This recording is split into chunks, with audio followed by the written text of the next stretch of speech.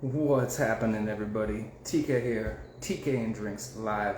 It's another Tuesday night, and you know what that means? We got a Tuesday night live. What's the story coming at you?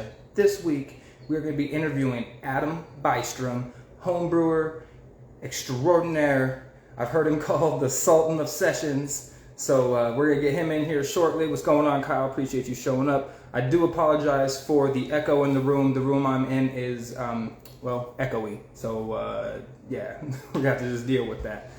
So, what's going on, everybody? Appreciate y'all showing up. As soon as Adam pops in here, we'll get him, hopefully we'll get him on board. We have had a couple technical difficulties the last couple weeks with Instagram and their technology and the curse of the Zuckerberg. So hopefully we don't get blasted with that this week. But hopefully, all goes smoothly. First thing I'll be getting into, as always, a drink of beer and or a mead. While I'm doing these interviews, I got an anniversary beer from the cats at Humble Sea out there in the San Francisco area. Did a little collab with the cats at Cloudburst out of Seattle for their 4th anniversary collab. It's a Pacific Northwest IPA. Sounds interesting. I haven't had that one. Everybody's got their own like IPA styles. Now I've seen double foggies, triple foggies. I've seen now a Pacific Northwest style. I think I saw a San Diego style one the other day.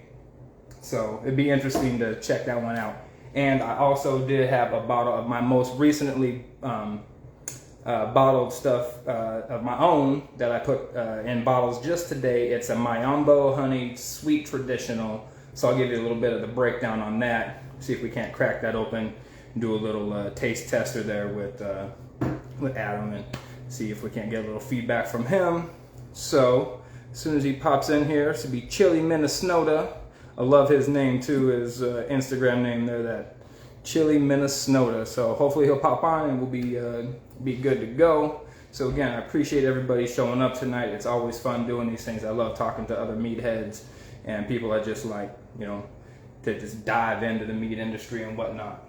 So first thing I am gonna do though is, after a hot day here in Phoenix, still like 90 something odd degrees, well into October, hit up this 4th anniversary Pacific Northwest foggy IPA. Now, I don't know what the difference between a foggy IPA and a hazy IPA. I'm assuming that's just everybody's over different nomenclature for, I guess that'd be written down. Well, I guess it is technically written. Everybody's different way of identifying what the fuck they're calling their own particular brands of IPAs. So it's definitely hazy. It is definitely very tropical and fruity smelling. For being a Pacific Northwest IPA, I would imagine it'd be very piney and earthy. Anybody's been in the Pacific Northwest or is from that area knows, that's pretty much one of the dominant scents. You go cedar, pine, and like rain. Anything like fresh rainfall and that type of stuff is always pretty much predominant. Wet moss, wet dirt. So this is very fruity, which I'm definitely getting big like tropical fruit bursts, like pineapple-y and almost like a papaya type of scent and aroma out of this guy.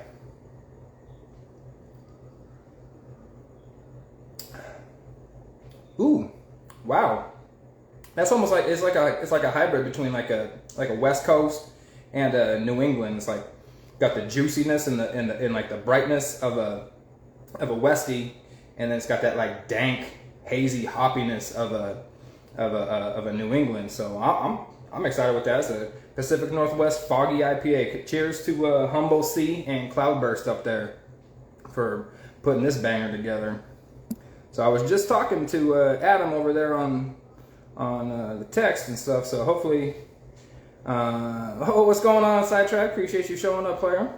Yes, I enjoy when anybody who likes to show up. I appreciate when anybody shows up, because there have been some times when I've had nobody show up, and those are a little bit disheartening, but nonetheless, we slog through those days to get to the days like today. I tell you, I've interviewed probably close to 4 dozen, 50 or more people at this point. Commercial mead makers, home brewers, friends, big names in the industry. And I have to say that Adam Bystrom has by far driven the most activity to my page. I've had more people follow me. I've had people create Instagram accounts to watch this show tonight. This is amazing. Like I've chatted with Adam over text and comments and stuff like that, but I've never actually got to talk to him, like a face-to-face and one-on-one like this. So I'm really excited to get to pick his brain about his session style, about the whole Minnesota and that whole sugar belt area, Minnesota, Michigan, Indiana, Ohio, Illinois, that whole little section and everything. Get his take on that. Definitely want to ask him about his thoughts on AMMA. I mean, because word on the street that I keep hearing is that he's pretty much, I say shoe-in, but he's in strong contestant for AMMA Meadmaker of the Year, which would be freaking awesome to be able to interview him technically before that was announced. I mean, again, these are just rumors that I hear around the rumor mill, but how awesome would that be to be able to interview him before that? Because he's taken first place a couple times, he's competed multiple times, hasn't ever gotten that championship spot. So I'm definitely excited to chat with him about that. So I'm really hoping he pops over here real quick. Make sure I'm not missing him in the invites here. No, Chile, Minnesota, accent. So we'll see if he pops in. Hopefully, I keep saying it every week. I need to find a different way to do these interviews. Like, I really like to do it on YouTube, but YouTube doesn't allow like the face-to-face style interviews live like this. You can't pair two videos. And Facebook's not technically any better than Instagram is, unfortunately. So the Zoom thing is cool. I guess I could do that and just start putting the link out to the Zoom meeting or like the Google Meets or something like that. So anybody has an idea, a comment, some sort of input onto that, let me know if you like what other type of video application you'd like to see the live content. Because like I said, my preference would be to go onto YouTube, but it doesn't quite allow. It allows for the comments and everything like that, but it does not allow for two cameras set up and stuff like that. It's kind of bogus. But it looks like we are all in the presence of greatness, as Mr. Josh Holbrook himself calls him, the Sultan of Session. It's Mr. Adam Bystrom, everybody. What's going on, Adam? Appreciate you, man. You've been following me for a little while, well, actually for a while now, and you're actually probably one of my earlier supporters, and I always appreciated that, and I feel honored that you want to give me your time today. So thank you for being here, brother. Yeah, thanks for having me, man. I was just telling everybody, I don't know if you were seeing or not, but I've interviewed close to 50 people or more now, and I don't think I've had anybody drive quite as much attention and traction as you have. From the homebrew and the commercial world, everybody's like, oh, I got to listen to what Adam's got to say. This is the guy here. We all get Josh Holbrook's down there. We got, we had frickin' Josh from White Bear was saying something earlier. So you're a well-loved and liked guy. Sweet. The Sultan of Session. I love that. I don't know if I've heard that. I've heard Bystromels before. Like I make a lot of sessions, so they call them Bystromels. But yeah, I like that one too. Yeah, Josh put that on that earlier, so I was like, yes, the Sultan of Session. I'll go with that. So I was about to actually I just opened a Mead, but my first Mead I was going to open was actually not going to be a session, and it's one of mine, and it's something I did with Holbrook and Kevin Mindsmo. But I was like, well, I'll start with this. Hey, there we go. Seems to be fitting. So, like I said, thanks for showing up tonight, and give yourself a little introduction in case anybody out there watching happens to not know who you are. But I think that's kind of impossible from what I'm seeing. Yeah, sure. Been homebrewing since November 2017. I've only made mead. It's the only thing I've ever made. Like my first 10 batches were all standard strength, messing around. I went big on my my first batch was like a trad, like an OB trad or something like that. My second batch, I was like, oh, I'm going to go big. I'm going to do bananas, bochet, oak, like all these crazy spices. And then that's when I was like, oh, you can do a lot with mead. That's when I realized, like, wow, it's not just, a fruit or a spice. It's really what, what'd you have at that restaurant last weekend for dessert? Can you make that? like try to replicate those flavors. Yeah, so like my first 10 meads were all like standard strength, and then I just kind of felt like that wasn't cutting it. That's not really like I think I was having fun, but that wasn't like my style, I felt like. And so I really wanted to get it, like learn how to carb stuff and not bottle carb, but like keg carb, like pressure carb. And so I started messing around with that and hooked. So like all I make, man, it's like 98% session. So like it's the two meads. So I made a mead for like with Holbrook and Meinsma, and like so I made two with those guys, and those are the only two non-sessions I've made in like 3.5 years. So it's like, yeah, that's it. I like that. It's just kind of niche. Okay. I did make a couple of meads. I made a mead for both my sons. One's 4.5, one's 2. And I was like, well, let's make these like really big meads and see how they age over 21 years.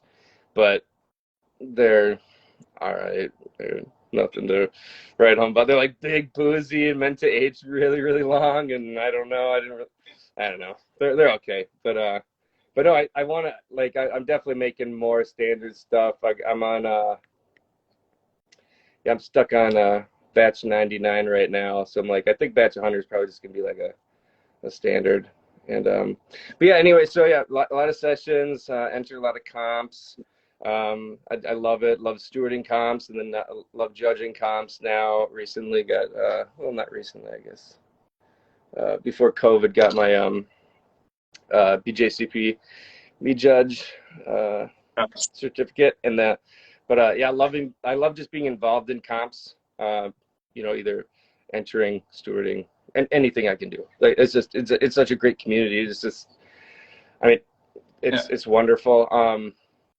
Really big into that homebrew scene here in Minnesota. Minnesota Homebrew Association, MHBA.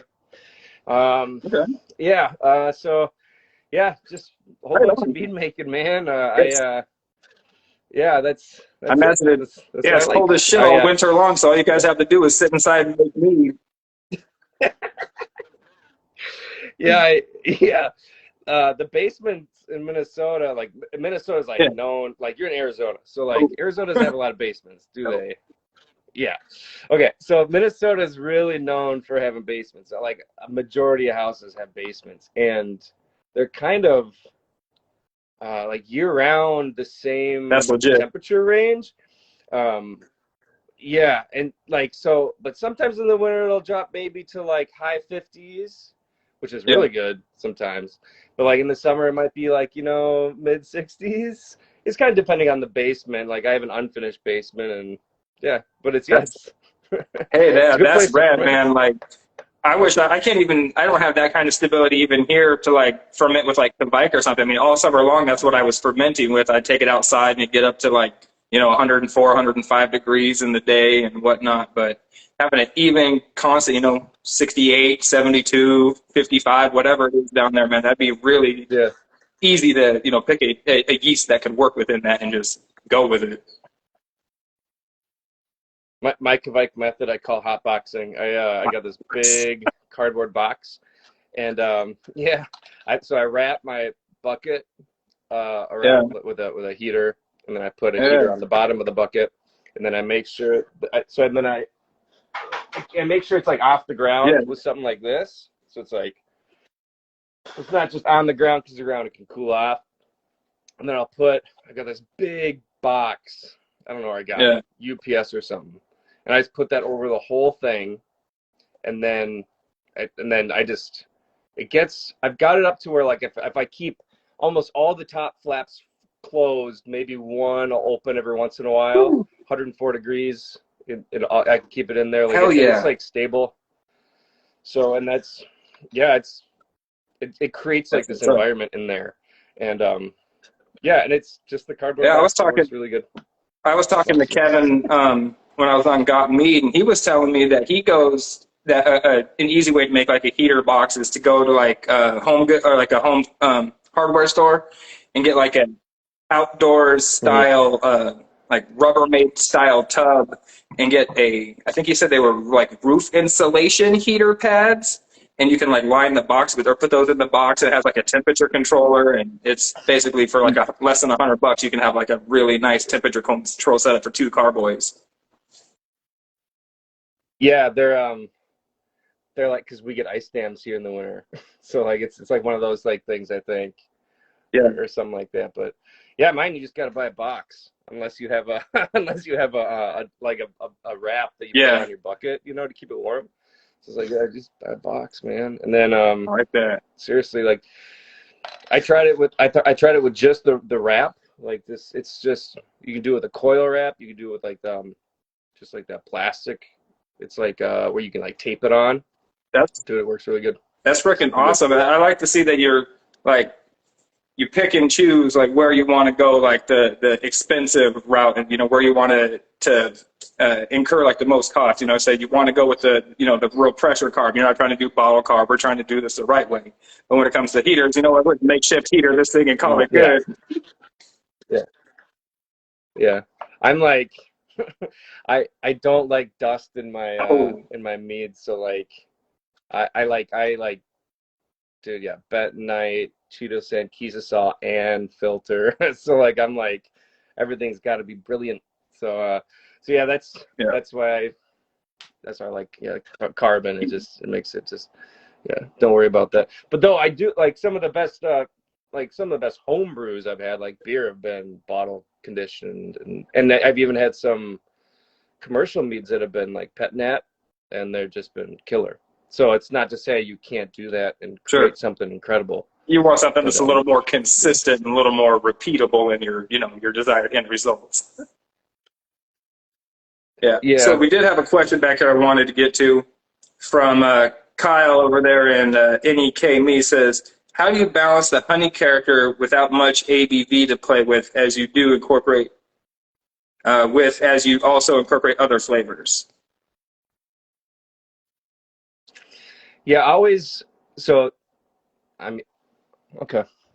So I guess it depends on the mead. So if it's like a mel, I think he's meaning like specifically with like your session stuff, it having like the low honey characteristics. Yeah. I mean, I back sweeten on everything. Even if I'm making it dry, I always back sweeten. I mean, it's even if it's like all my stuff goes to 996, something like that, 995. So like you're always back sweetening something. So like so if you have like something dry, like I like my sweet spot in any kind of dry thing is usually like 1002, 1003, 1005, and that'll still be dry, but you're adding that, you're still adding up to 10 points, know, of honey in that. So and that's 6%, 6.5%. Like that's, yeah, you can be getting that honey through. And then like in like my sizers, I'll do so I usually do like 50-50. So like fermentable sugars from like the honey and the apple. But so I'll cut the sweet cider with water before I add the honey. But then when I back sweeten, it's always going to be with the honey, just to make sure that it's, I mean, you could back sweeten with cider, obviously, it's your preference. But yeah, I always try to back sweeten with the honey first. And then if I feel like I'm missing the fruit that I added initially and during fermentation, maybe play with that. But always the honey first. Though there's a lot of fruits where I add it in secondary, so I'm getting a lot of sugars from those. So sometimes it can be tricky. Gotcha. Yeah, I go by case by case basis almost. Yeah, but yeah, I always like back sweeten with a little bit of honey first.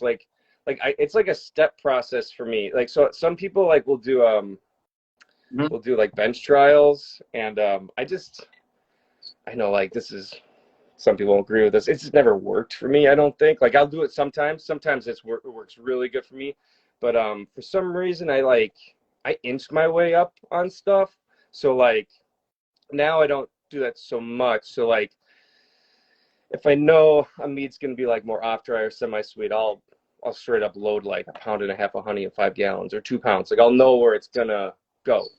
But like if it's questionable, I'll be like, okay, I'm gonna have half pound this, you know, like a quarter pound this, eighth pound of this. Just inch it up, inch it up, inch it up, and yeah, just make sure it's got that character going, and then yeah, and if there's fruit, you know, like if like say like so this is a good example. So this is pineapple coconut.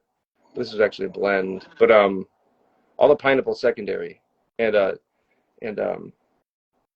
think Nick tried that, but so all that pineapple is secondary. So I got all the sugar in secondary, but it was fermented with Brazilian acacia blossom and then yellow clover. And yellow clover is a honey that even fermented out, it's, you know, cinnamony. It's got a like it's not, you're gonna know it's there. So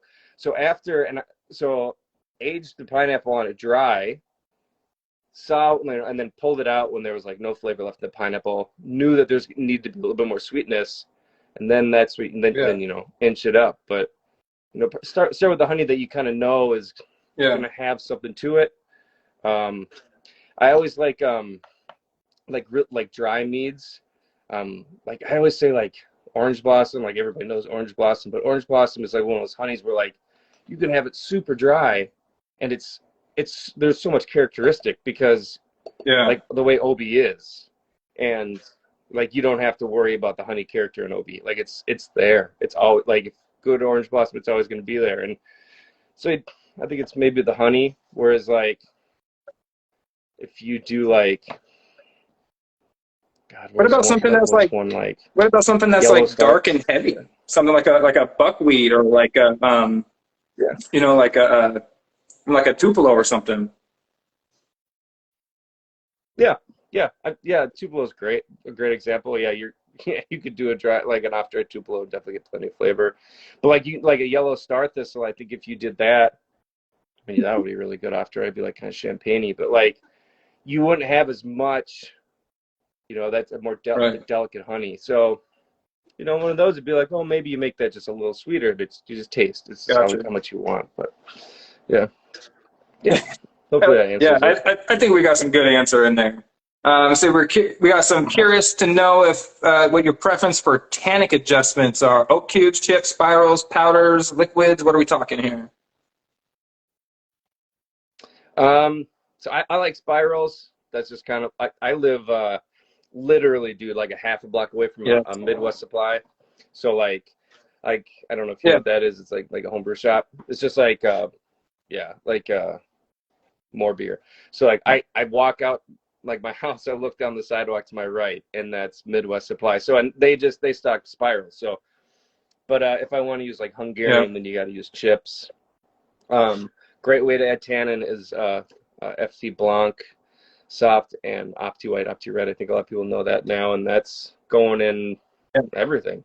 I was over at Alan Martin's house the other day, and he said he pretty much doesn't make anything without Opti Red or Opti White. Yeah, and FT, and even cideries do the same thing.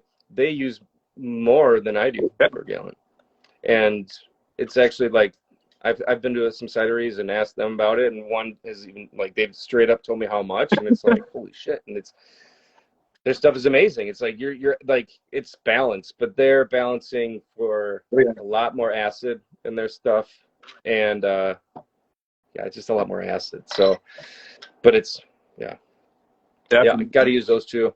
But and then oak, I think with sessions and primaries, just it works so good. Yeah, even just like one spiral in 5 gallons, man. It's a little something really extra. That little gives that little bump to the next level. Mm-hmm. Yeah, you like don't expect to like. I don't even really expect to taste it, but like it's gonna add something. It adds the tannin. Like when I make my sizers, I almost always add at least 5% avocado blossom, just to add a little bit of underlying complexity, just a tiny bit. You like I never pick it up, but I know that if it was 100% like clover, or if it was 100% clover and then 5% avocado blossom, like I feel like I could totally tell the difference.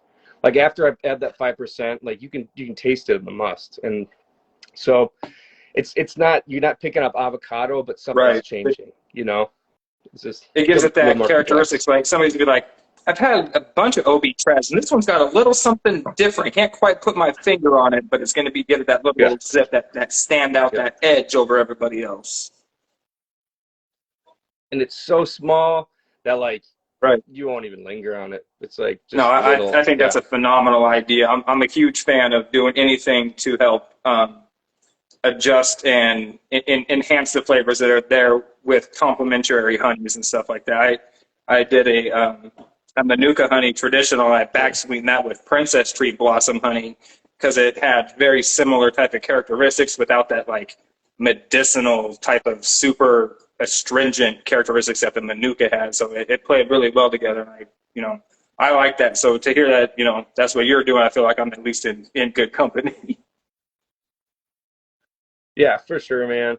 Like it's not, I think it's totally not like out of my element to like ferment with something, back sweeten with one or two things, ferment with two things, back sweeten with one thing.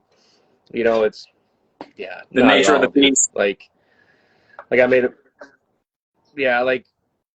a Muscat pie mint fermented with OB and then back sweetened with Brazilian quince.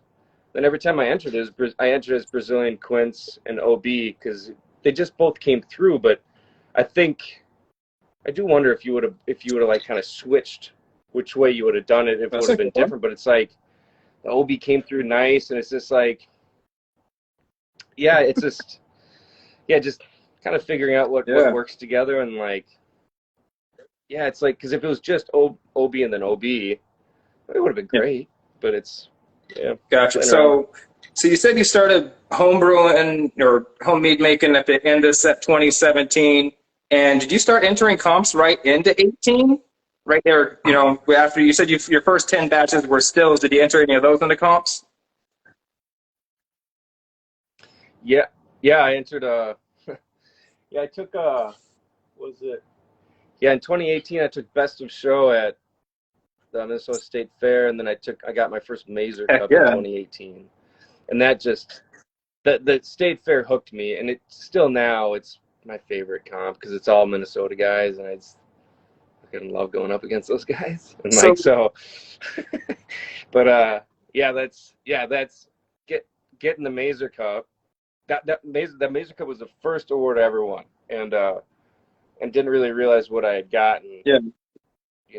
At the time, and then once I realized it, I was like, oh, okay. And then that same mead was it was a session sizer, and then that took Best of Show at State Fair, and then I took Best of Show the following year at the State Fair with a different mead, and I'm like, all right, this is a lot of fun. This is a lot of fun. Let's keep entering comps, because and then I started making some really good friends, like getting real competitive with these guys, and it's just, So is that what drives you to keep competing and sending meads off to comps? Is the friendly competition with some friends and just the raw desire to have fun and to do something that you like? Yeah, I think so. Yeah, so I don't know if you know, the last 2 years I've came in second. Oh yeah, we make beer. The Holbrook beat me in 2020, and so that was the best comp year I've ever had. That was so much fun, just going up against him, and man, that was awesome. And then last year I was like, well, obviously I'm gonna try harder. And then Alan leaped. Yeah, that's fucked up. So and then this year I was just like, I didn't want to. I was saying around. So this year, word on the Mead Underground is that you're definitely in high contestant for Mead Maker of the Year, and I'd certainly love to see you take it, man. I tried to find anybody who had something bad to say about you. I mean, I searched under rocks and stones, and nobody, you don't have an enemy out there, man. It's freaking amazing. Thanks. So, said here. So I love the competition and the level of friendliness as well up over where you guys are. So I wish you had that in Vermont. Yeah, it does seem to be a lot of friendly back and forth and banter and whatnot amongst the guys over there. In the Minnesota Homebrew Club and you know, just all the guys over there in the sugar belt in general, the commercial guys as well and everything. And what do you think like lends itself to that camaraderie in the area compared to other areas? Because I certainly don't see that here in Arizona. We've got 5 meads, and five meaderies here, and I don't see any of them ever coming close to like hanging out and talking or anything. We've got like one Okay. meadery. So like, I mean, well, technically we've got like, I think like 3 or so, but we got like one where you can go. But that's been a topic a few times where like a bunch of us have like, you know, really kind of talked a lot about it. And there's theories like, you know, I don't know, where like everybody's got a basement, you know, so they're like fermenting, like a lot of fermenting stuff. Like, I think the camaraderie thing is, I think a lot of it is with the MHBA. It's a super active club and the guys are really tight. So I think that's helped a lot. Also, a lot of the comps are regional here. So like the big national comps, there's so many that are around the area. So a lot of the judges are going to these same comps. You know, you have Mash Out, Michigan Mead Cup, Midwinter, Hoppy Halloween. Yeah, so like that has something to do with it. It shocked me, dude. Like, so my first time when I joined the club, like, so, and we met up at it was like a spring homebrew review. So like you just brought your stuff and let people try it. We met at a brewery and I was like, all right, I had no idea what to expect. Dude, it was like 60% mead. And this is like from the state's biggest homebrew club. Like I was like when I was driving up there, I was like, I'm going to be that guy that brought mead because he had too good a time at the Red Fest and decided to brew it. But man, I was shocked. And the quality of it was just like, whoa. Dude. So maybe it's that like we don't have it, you know, like have meaderies, but then you think of, you know, well, I mean, even even the commercial meaderies though in your area all tend to like have a friendly camaraderie. Like, you know, I'm not sure how many commercial you guys in the area, but like Four Fires will do stuff with Maniacal, Bone Flower does stuff with, you know, with Strams, and Pips does stuff with these guys. I mean, with Manic, I mean, everybody does stuff together, and you don't get that a whole lot from meaderies elsewhere. And even like you said, you thought you were going to be the one odd homebrew guy.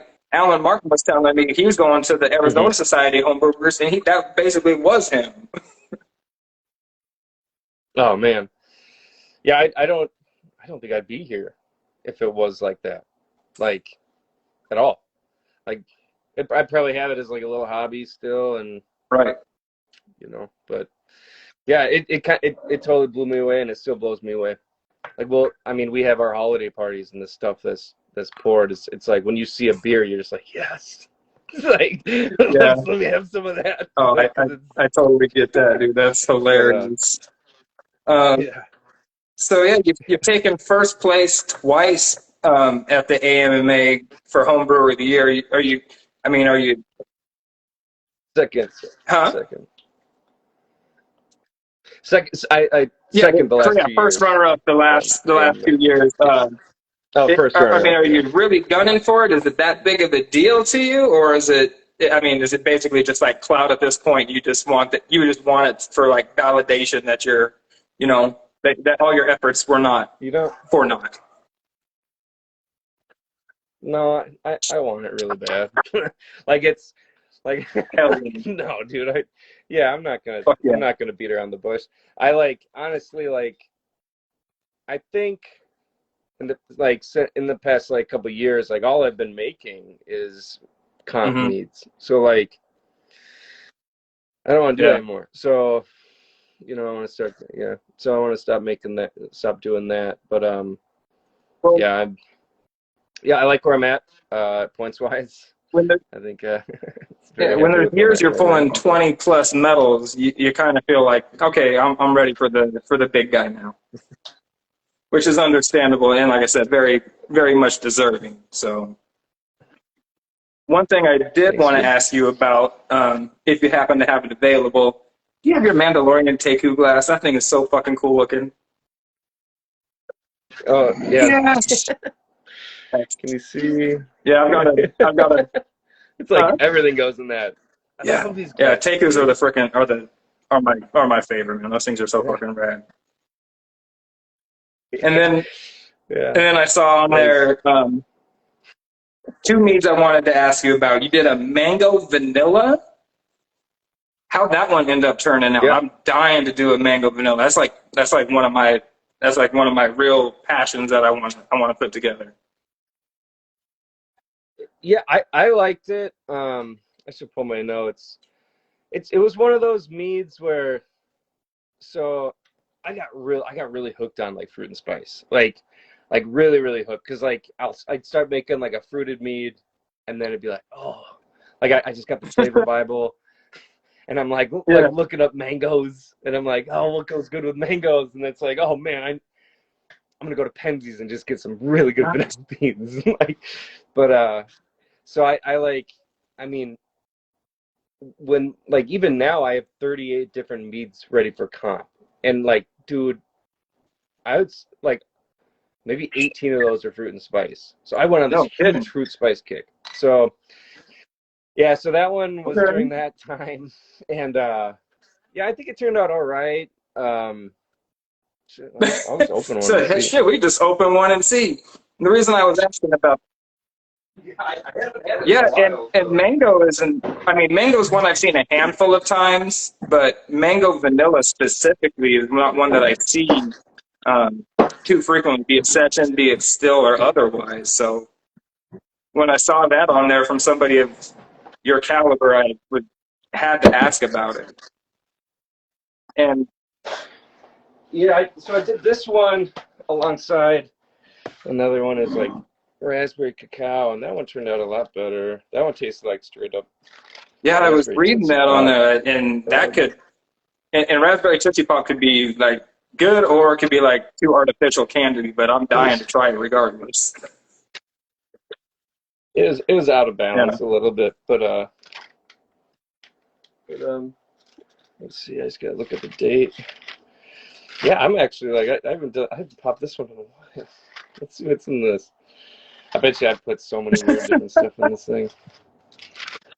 Where'd it go? While you're opening that, we have a question of what's the recipe that you've attempted the most and the most tweaks you've made to a recipe?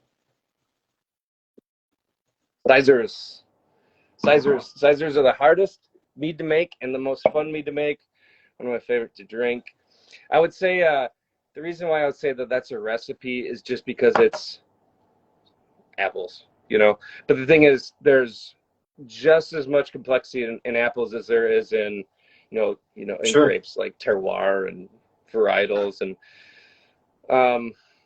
I have so much fun with Sizers, and I think it's because of there's a cidery downtown named Number 12 Cidery, and shout out to them. Yeah, they've had like 6 of my meads on tap, and they like we did a tour there for the club, and one of the guys, Al Boyce in the club, was like, "You should ask to volunteer here. They'll give you some cider." And I was like, I should, and I did, and they did, and like really good cider, and yeah, and even now, dude, like Sizers, man, like yeah, they're fun.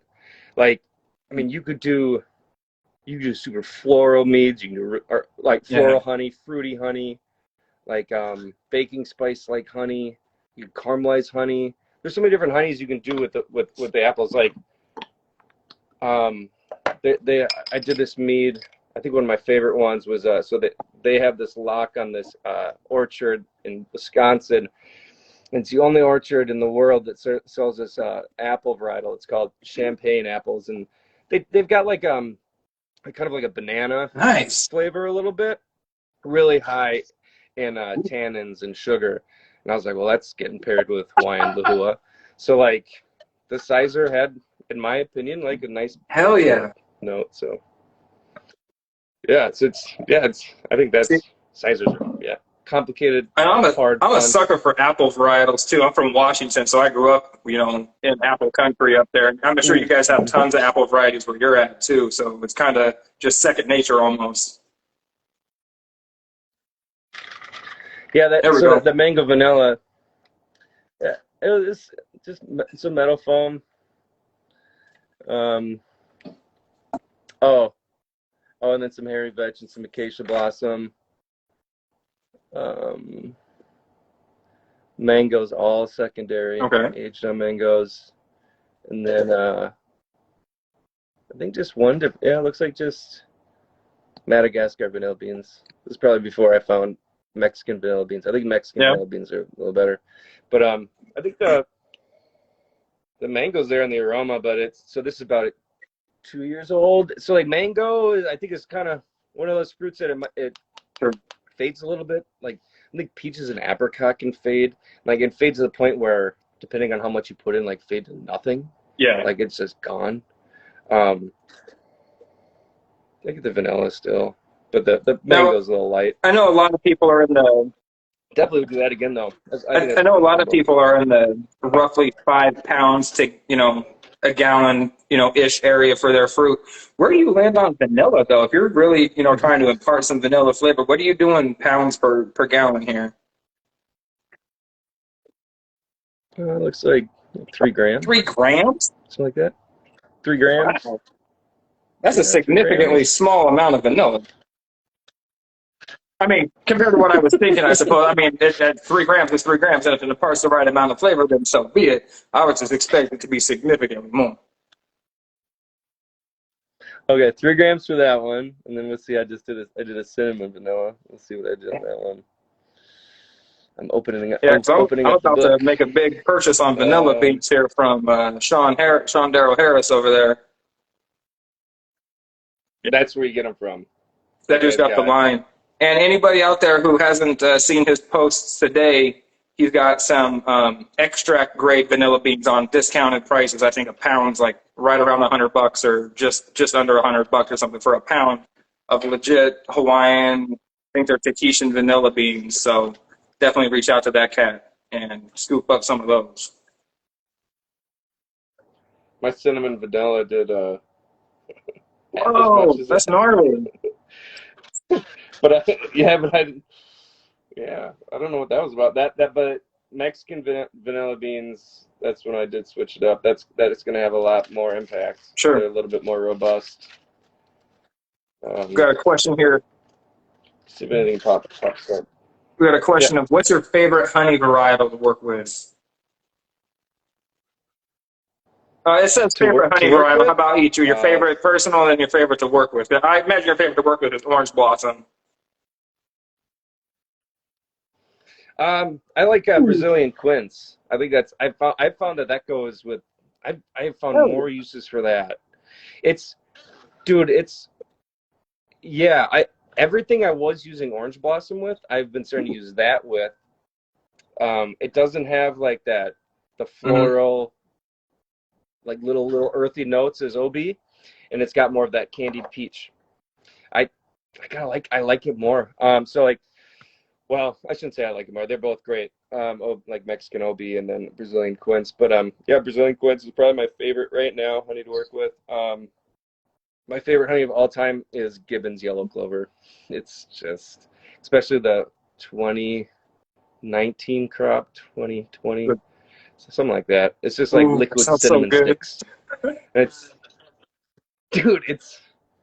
like not even real. It's like somebody messed with his honey. This is adulterated. That's awesome. Yeah. I mean, there's some wild ones I've had. Like Vicky had one, and I heard about it, and I went out and grabbed some. It was meadow maple, which is super unique. It was like meadow foam with like the bees got in like some like maple sap or something. Heard of that one as well. That was interesting. Yeah. I mean, but yeah, I still think Gibbons Yellow Clover, and then Brazilian quince. Just love it. Yeah, I think I'm probably one of the only people on the planet that doesn't really care for orange blossom honey. It's just not my bag. I see why everybody else likes it, but it's just not for me. I know a guy that does not like meadow foam, or like doesn't get it. I know a guy that he's like, I don't get Tupelo, and he doesn't like Tupelo. Like it's everybody's thing, and see, man. And I like Eastern buckwheat honey. Like I'm all about it. I love the funkiness and the uniqueness of it. So man, it's There's something out there for everybody. I judged and then entered and did the OB tour The three. experiment for Valkyries, and then we stayed late during the award ceremony, and then got to take home. I was really lucky enough to take home the like a case of leftover meads, like the homebrew meads, while we're all cleaning up and stuff. And this is true. Back-to-back nights, I opened up. It was still standard semi-sweet, is all they said. Both were Eastern buckwheat. Back-to-back nights, and dude, they're both like. My wife's like, no, not doing. And I was like, these are obviously. I would not make this. I would not buy this. But they were both done well enough, and dude, I finished them both. Back-to-back nights, Eastern buckwheat. That's freaking awesome. Are there any Polish meads in your future? It sounds like it. Yeah. So, like I said, I'm doing that barrel. I'm kind of intimidated by it. Yeah, I'm doing that barrel project with Holbrook and Meinsma, and so we're getting a fresh barrel, and we've got this like Bochet we're gonna put into it, and it sounds like we're gonna do another one after that. It might be a Pymet, and then after that it might be Polish, and let it sit in there for. Dude, that'd be legit. So. Yeah, I had my first Polish mead at Major Cup. I never remember the gentleman's name. Big dude, glasses, big Santa Claus beard. Yeah, I know that guy. No, Eric. Yeah, I had a couple of his Polish, Ceruniak and Jaruniak. I can never pronounce them right, but I was just absolutely blown away when I had those two. And then I had one that was like a suspect Polish, and I was like, I could totally like see why, see where they tried to cut corners and hot, bring it in hot to try to get on those subtle micro oxidization flavors and stuff. And I'll tell you what, the true legit Polish meads are where it's at. Definitely. If you want to talk to a guy that like he knows his stuff, yeah. If you want to talk to a guy that knows his stuff about Polish, Nathan Stegman, that guy, like he's been winning all the awards with Polish. Like he's took gold at Mazer. Yeah. So it's like, didn't he? But yeah, he's a local guy too, Minnesota guy. But God, like he knows his stuff with Polish meats. I don't know. I don't really know anything about Polish. I know that this was reoxidized, but and I love the ones. Yeah, that's about where I'm at on it too. I like the ones I've tried, and I don't think I can make any yet, but I'd like to give it a shot someday. Yeah, I think the great thing about this like barrel project that I've got going on is like it's like getting me a little bit out of my comfort zone, but also like. So it's like we're each pitching in like 6 gallons on a 15-gallon barrel. So it's like it's big enough to where it's like you really got to give it your all, and everybody's got to put in something. You can't just have 2 guys do it. If one guy doesn't show up, it makes it bad, But it's so far it's been This one that we just did, I'm super proud of it. Super proud of it. It's like fermented raspberry blossom with a raspberry strawberry and what is it? Aronia berry, and then aged it in a Las Cause heavy meadow barrel, and then back sweetened with meadow foam. That's so beautiful. Yeah, I love it. It's just like, dude, it's just running out. I just every time someone mentions heavy meadow, my heart aches a little bit because I did a meat chug of a bottle of heavy meadow, and after I took a sip of it first just to get a little taste it, and then I immediately regretted my decision because I was like, I want to just safe this and drink it, and I committed to the bit, so I did it anyway. But man, that was my biggest regret. So if I ever come across another bottle of that, I'm gonna savor it for life. He'll do that every year. He for Covenant's Club this year, he did a heavy meadow that he aged in maple syrup barrel, and that was the barrel that we got.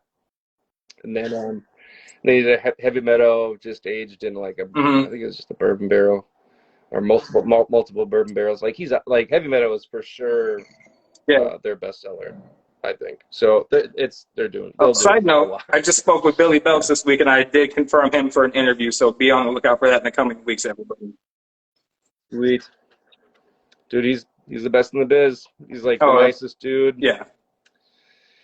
Dude, I met him in Indiana for the Sugar Belt first year, and dude, he shipped out the barrel for us.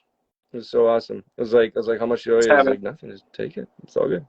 So like he paid for everything, paid for shipping, just hooked us up. Is like, that's pretty much the only thing I've heard is that, or the only thing I've heard about Billy is that he's just an awesome, just cool human being altogether.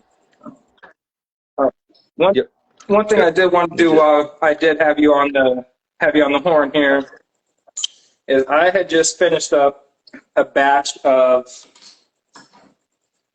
I got some Tanzanian Mayombo honey from Alan. Oh yeah, Alan Martin. We got a bucket back there.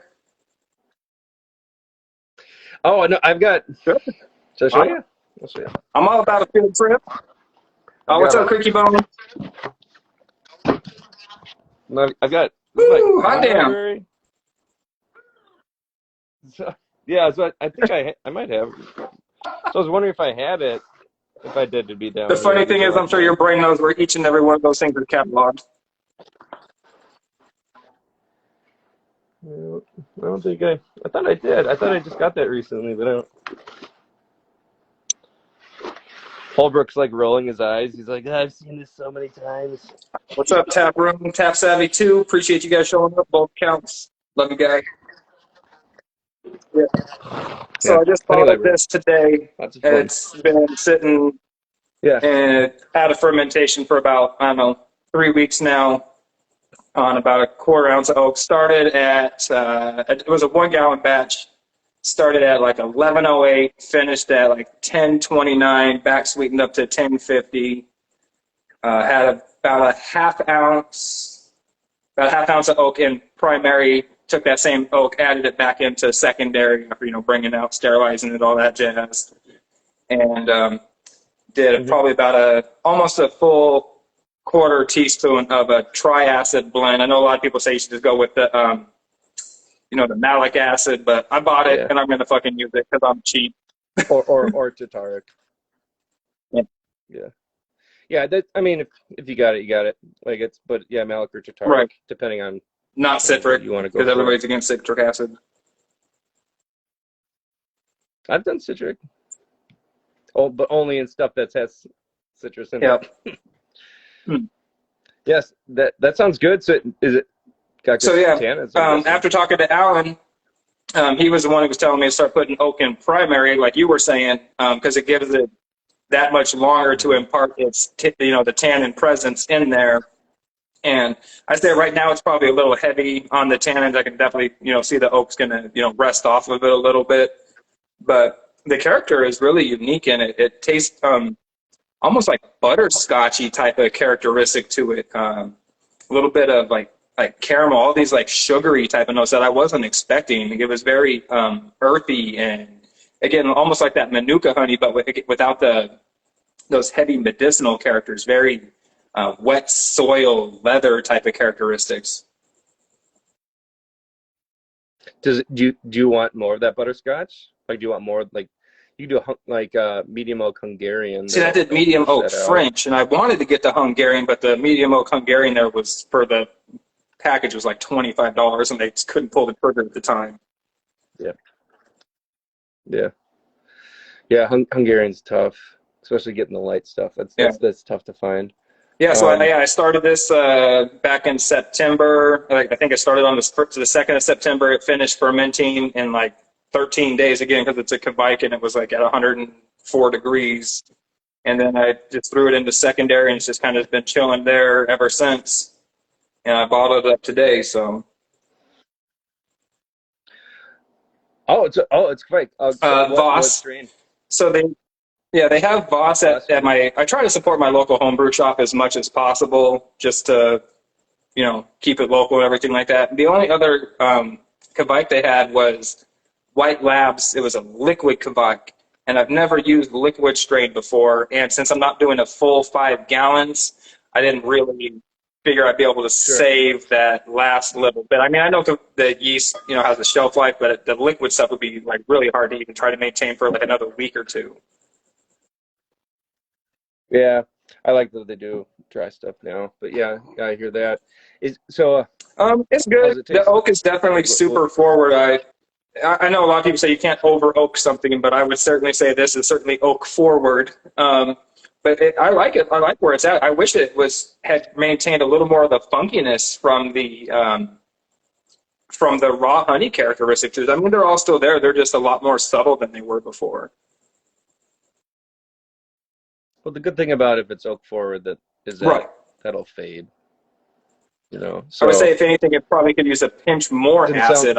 Maybe if it went up to like a full quarter tablespoon or a quarter teaspoon. What do you think about the sweetness? It says it's 10. It finished it, or I think it was at like 1051, but it doesn't read like a 1051 to me at all. I'd say if anything, it comes across much more semi-sweet to me. Yeah.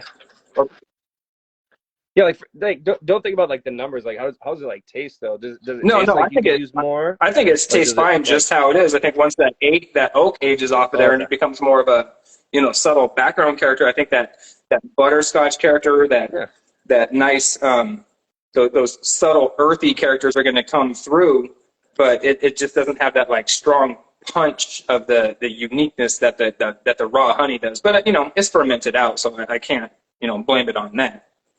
But I'm really happy with this. At this stage, the Manuka honey traditional I made, I was super questioning it. I gave it some to some other people, and they'd like it. I gave a bottle to Alan Martin. He said, "No, this is good, man. Enter it into a competition."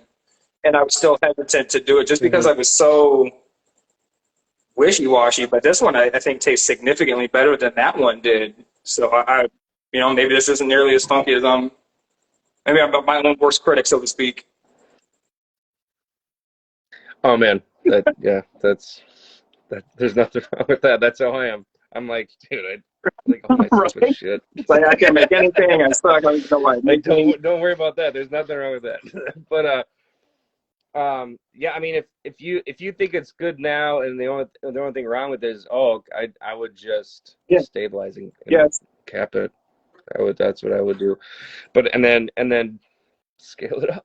and then what I would do is maybe more oak and primary, and then really push that butterscotch, and then if you want the funkiness, and it's not coming through, then look for other honeys to kind of pull out that funkiness. I mean, if that's the character you want to come out, throw in some buckwheat, dude. See, and I had a pound and a half of Manuka honey sitting there, and I contemplated throwing that in there, and I was like, nah, it's because I'm going to try to save that for another batch of Manuka honey. I mean, that shit's not easy to come. Well, it's not cheap to come by. It's easy to come by. It's not cheap to come by. Yeah, I've never played with it. I know what it tastes like, but I've never played with Manuka. I just did it because I'm stupid. I just did it because I'm stupid and had the. I came across it at the right time and had the stupid money in my pocket. And I said, let's give it a shot, and it ended up being pretty decent. But I have, to be completely honest, I have no idea why mine turned out and other people's turn out like not good.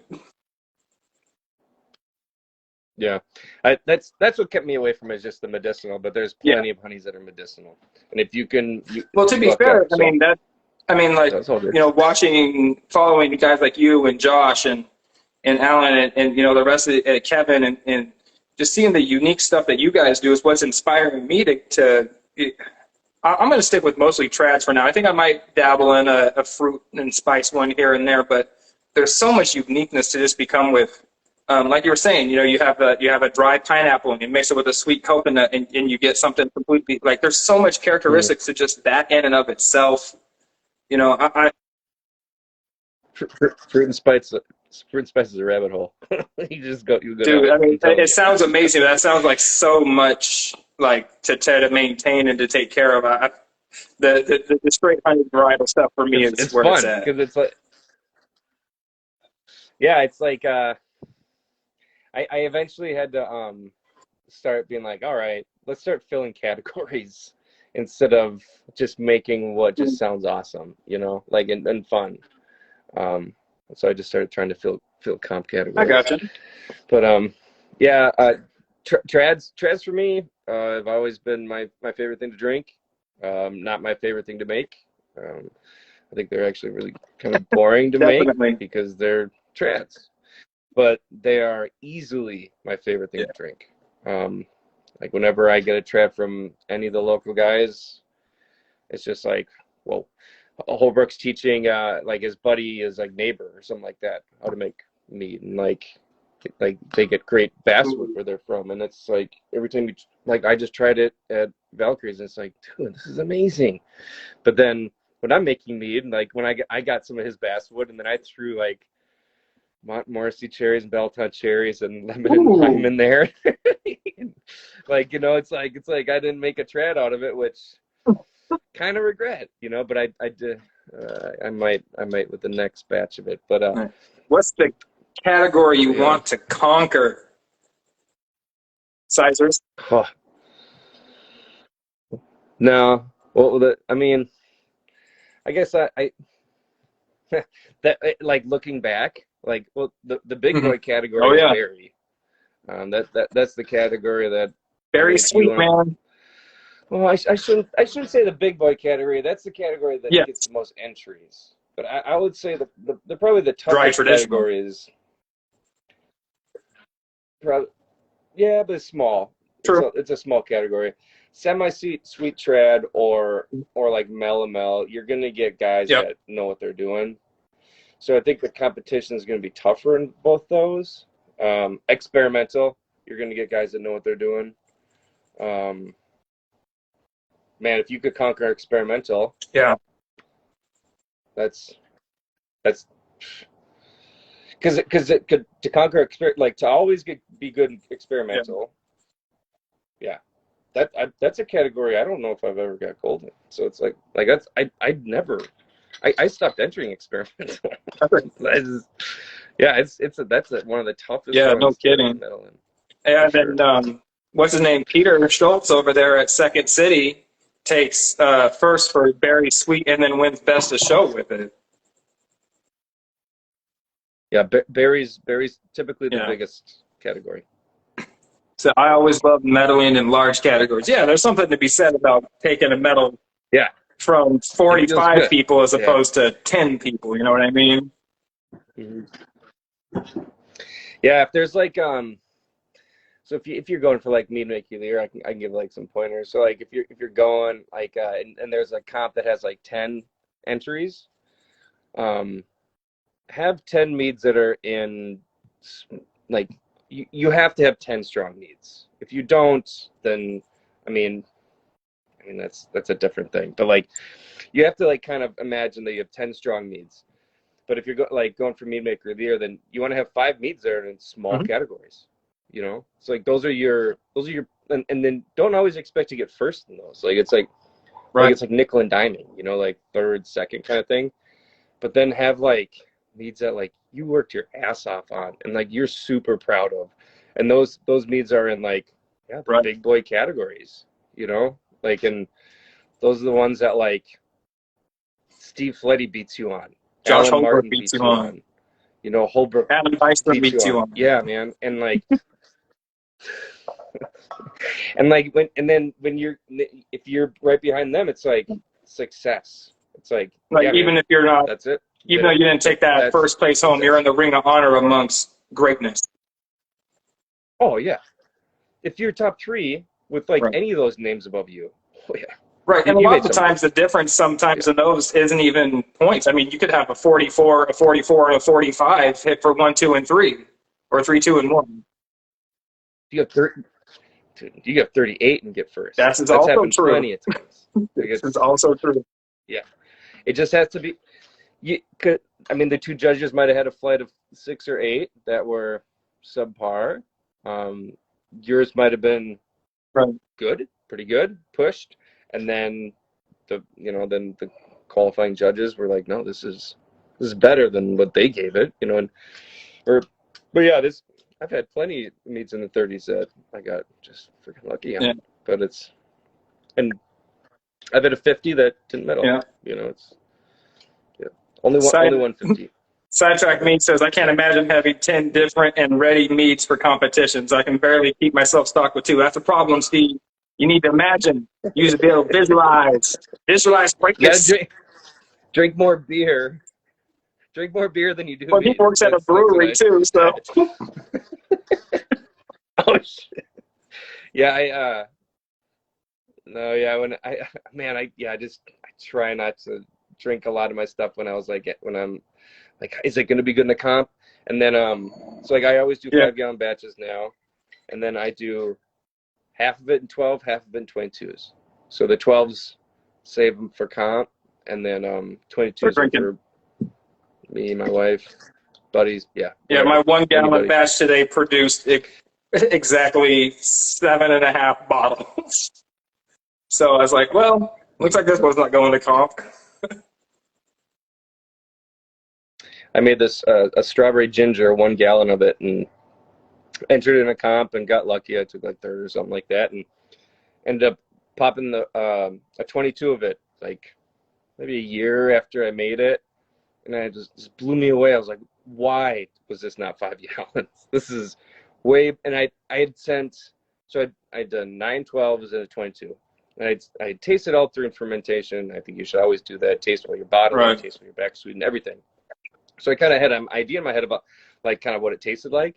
But I sent all 9 of those bottles to 3 different comps, So I had 122, and I was like, well, let's pop this up and see what it is. I'm a clown. I was like, this is amazing. Why? Why did I not make 5 gallons? Why did I send these to comps? I should have drank. Yeah. You'd almost rather have the meat back than the metals. I should do that one again. Yeah. That's happened, especially when. Yeah, that's happened. I can imagine, man. Yeah, you know what? It's like one of those things where that's why I started doing 5 gallons, because now it doesn't happen. I don't worry about it now. Now I have I'm at a 1 gallon phase, but I think I'm getting ready to kick up to 3 gallons. My family and I we just sold our place and we're buying an RV, and I'm going to be making mead on the road in the RV, so I have to be able to be a little conscious of the size of my fermenting vessel. So it'll be interesting to see what I can ferment with. Yeah. And you're going to be able to get local honey. That's the plan. Local honeys as I'm driving around, fermenting as I'm going across state lines, feeling like some sort of like moonshine or bootlegger from the Prohibition era. It's going to be great. I'm so excited. Yeah, I would say like moving up to 5 gallons is relatively recent in the homebrew. It's like I've done like 100 batches, and it's only the past like 50 or something like that I've been 5 gallons, or maybe I would say that's a healthy number. So it was like I was burning through 1 gallons, just learning, getting comfortable with my process. I don't really know if I truly understand what this means, but it stuck with me. But Michael Fairbrother said one time I was stewarding for him at Mazer. He's like, man, I've made so many meads, I forgot how to do it. And it's like, so the guy, it's just like, it's just second nature to him. Don't ask me how to do it. I can't do it. I can't tell you how to do it. I just go through the motions. Yeah. So it's like if I go through like a 3-month hiatus or I have a making mead, I'm like, oh, am I gonna remember? And then once I start, I'm like, oh yeah, I know the steps. I know exactly everything. Like I know exactly what I gotta do. So just burning through 1 gallons I would recommend that for sure. And I think that's carbon 1 gallons. Oh I would imagine that. Yeah, that's probably a pain in the ass.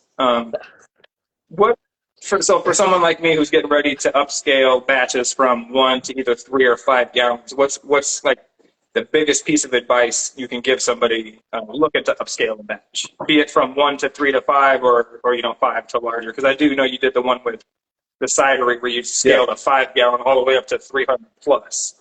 So you do have a little experience with that as well. Find a honey that that you love, that you feel like you could use for. Okay, so what I would do is I would kind of like maybe not necessarily like set in stone plan out what you want to ferment, but at least have like a list of stuff that you really want to like make, and just take a look at it and be like, all right, what honeys would really go good with some of these, and be like, and just out for a 5-gallon, and then because you're gonna save money, and then if like that's the biggest thing, and then just get, if you really want to do some specialty honeys like for unique flavor, back sweeten with the expensive stuff. Ferment with the stuff that's make sure it's good, but you ferment with more affordable stuff. Like it's if you wanted to make like this thing that like me and Kevin and Josh did, and I keep bringing it up, but we fermented with raspberry blossom, which is relatively affordable, and I can't remember what else, but we back sweetened with meadow foam. It's like would have been way more expensive, I think, if we did the other way. I think that's what we did. Like, I hope I'm right, but it's you don't. I mean, you could make. you can do it a lot of different ways and make it super affordable. But I would get 5 gallons of something that's like decent, like good, and then so what I did was I went too big. I got like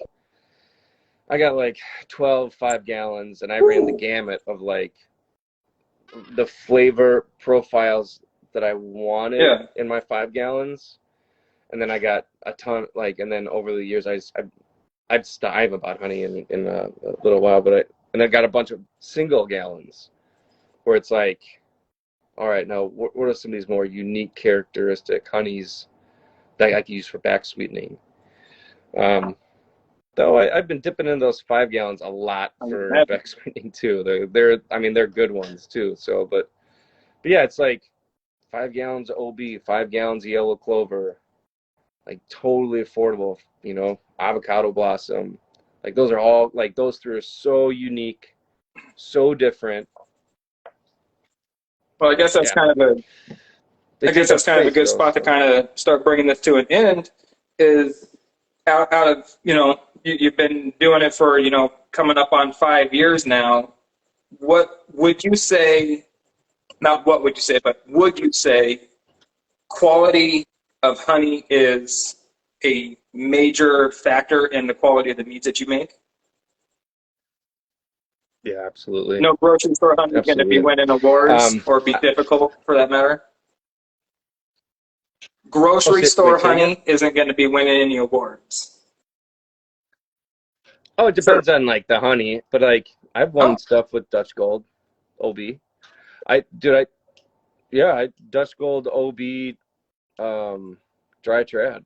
Like I've won awards with that. Like there's nothing wrong with that. I think I took a Mazer with the dry OB from Dutch Gold. Like there's nothing wrong with that, and Dutch Gold actually has pretty good honey. But yeah, it depends. Like is it True Source? You're fine. You're totally fine. But yeah, it's just don't add like cane sugar and stuff. But like you could add brown sugar. I mean that adds flavor. I'd maybe rather go with molasses or Belgian dark candy syrup or something like that. But yeah, I mean I always stick to good honey. Whatever you're gonna get out. There's a group of guys on Facebook that are like an experimental club, and right now they've got one going where it's they're fermenting.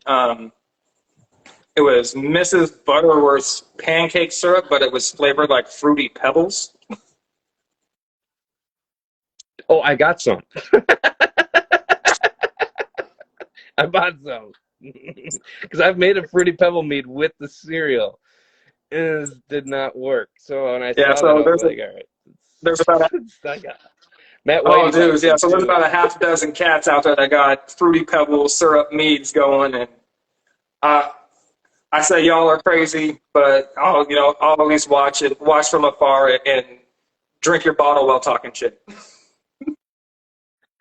Dude, you could do like a metal foam trad, back sweetened with Dude, that stuff. you would have like a Fruity Pebbles Like Rice vanilla Krispie bean? treat thing. Yeah, like, yeah, man. I would be going for like, yeah, like, because like you've had like Fruity Pebble Rice Krispie treats. That's exactly what I would go for. You know, like, so like, yeah, like, I mean, it could be good. You just have to balance it out because it's gonna be Oh, sweet. right on. Oh, Ford guy 178 says he took a gold at Dormer's Cup last year with Costco Clover honey. So hey, man, grocery store honey, Yeah. club honey apparently can be quality stuff. Just got to do your research. Mead Weaver tried that Fruity Pebble.